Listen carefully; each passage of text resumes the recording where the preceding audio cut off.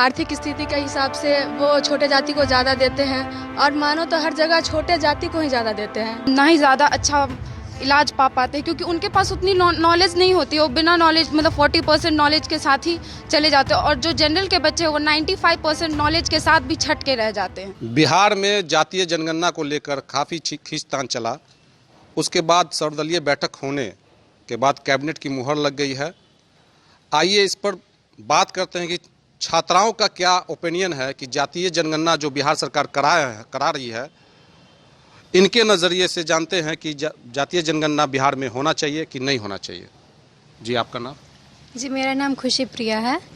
मैं graduation part 2 की student है और इसके बारे में मैं ये कहना चाहूँगी, सरकार ने ये निर्णय लिया है तो कहीं ना कहीं मेरे हिसाब से ये गलत निर्णय है, क्योंकि अभी के ज़माने में हमारे जो भी ये जातीय जनगणना अगर हो रही है तो जाति में ऊंचे कास्ट के जो लोग हैं उनमें भी कुछ लोग ऐसे हैं जो कि मतलब आर्थिक रूप से वो बहुत ही कमज़ोर है। उनको ज़रूरत है कि सरकार उनकी मदद करे, लेकिन उनको ये बोल के पीछे फेंक दिया जाता है कि ये तो बड़े लोग हैं, ये बड़ी जाति के लोग हैं, तो छोटी जाति के लोग को हमें सपोर्ट करना है। तो इसलिए मैं कहूँगी कि ये गलत निर्णय है। इसे जातीय जनगणना नहीं करके हमें आर्थिक जनगणना पर ज़्यादा ध्यान देना चाहिए। तो आपने देखा कि इनका जो कहना है कि जातीय जनगणना से ज़्यादा आर्थिक जनगणना करके लोगों को रोजगार मिले। आइए हम दूसरे छात्र से भी बात करते हैं कि इनका क्या कहना है। जी, आप बताइए। मेरा नाम प्रिया है और मैं नीट एस्पिरेंट हूँ और अकॉर्डिंग टू माय ओपिनियन मैं ये कहना चाहती हूँ कि जातीय जनगणना जो है कहीं ना कहीं सही भी है सरकार के नज़रिए से, तो कहीं ना कहीं गलत भी है। कहीं ना कहीं सरकार ऊंचे जाति लोग के लिए कुछ करते हैं तो कहीं ना कहीं छोटे जाति लोगों के लिए कुछ करते हैं। जैसे कि आर्थिक स्थिति के हिसाब से वो छोटे जाति को ज़्यादा देते हैं और मानो तो हर जगह छोटे जाति को ही ज़्यादा देते हैं। जैसे मैं नीट एस्पिरेंट हूँ और मेरे हिसाब से ये है कि शिक्षा की जगह पे ऐसा ये नहीं करना चाहिए। नीट में जो है SC ST को 40% मार्क्स पे ही क्वालिफाई कर दिया जाता है, लेकिन जो जनरल है उसके लिए 40% से ज़्यादा लाना पड़ता है। इस हिसाब से ये गलत है और मेरे हिसाब से रहेगा कि स्टूडेंट के लिए अगर करना है तो दूसरे के लिए करे, कहीं ना कहीं ये तो डेवलप होगा ही, बट स्टूडेंट के हिसाब से ये जाति जनगणना स्टूडेंट के बीच नहीं लाना चाहिए। और पढ़ाई तो सब इक्वल करते हैं ना, तो एक्स्ट्रा उनको लाना और कम उनको लाना ये तो गलत बात है। इसलिए स्टूडेंट के लेवल पे ये बराबर होना चाहिए। तो आपने देखा कि इस छात्रा का कहना है कि पढ़ाई के मामले में जो है आरक्षण नहीं होना चाहिए और इनको सबको एक बराबर देखना चाहिए। दूसरी छात्रा से बात करते हैं कि इनका क्या ओपिनियन है। जी, बताइए। मेरा नाम अदिति प्रिया है। मेरा यह कहना है कि जैसे सरकार अभी बात कर रही है कि जातीय जनगणना सही है, एक तरीके से ये भी सही है। अगर जातीय जनगणना हो तो इस हिसाब से मतलब अलग अलग कास्ट में लोगों को पॉपुलेशन काउंट किया जाएगा और फिर उस हिसाब से वैकेंसीज निकल सकती है।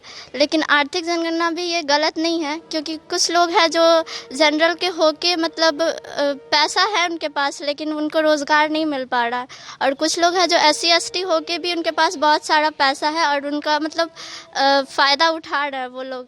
तो इसके हिसाब से है कि जातीय जनगणना और आर्थिक जनगणना दोनों पर विचार किया जाए। तो आपने देखा कि इस छात्रा का कहना है कि जातीय जनगणना के साथ साथ आर्थिक जनगणना भी होना चाहिए, जिससे गरीब तबके के लोग जो हैं उनको रोजगार मिल सके। अब हमारे साथ दूसरी छात्रा है, इनका ओपिनियन जानते हैं कि ये क्या करना चाहते हैं। मेरा नाम अनन्या शर्मा है। बिहार में जातीय जनगणना होना ज़रूरी है। इससे यह पता चल जाएगा कि किस जाति में कितने गरीब लोग हैं, और इससे हर जाति में कोई ना कोई गरीब रहते हैं और कोई ना कोई अमीर रहते हैं। ऐसे बोल देंगे कि इस जातीय जनगणना करना ज़रूरी नहीं है तो ये भी ठीक नहीं है। मतलब गरीब लोग हैं उनको आर्थिक देना चाहिए सहयोग और आगे उनको बढ़ाना चाहिए। और फिर थैंक यू।